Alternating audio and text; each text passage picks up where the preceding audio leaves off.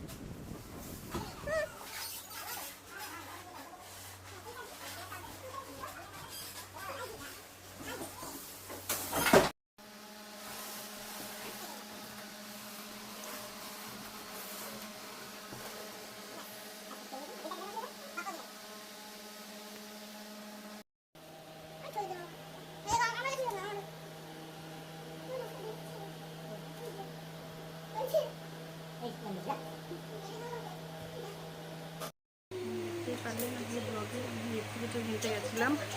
তো রেফ্রিজারেটর এখন বাড়িতে পৌঁছালো, দিয়ে গেল, কিন্তু বললো এখন চালাতে পারবেন না, যতক্ষণ না কোম্পানির লোক আসে তখন চালাতে পারবেন না। আজকের ব্লগটা এই পর্যন্তই। ভালো লাগলে লাইক, কমেন্ট আর সাবস্ক্রাইব করবেন।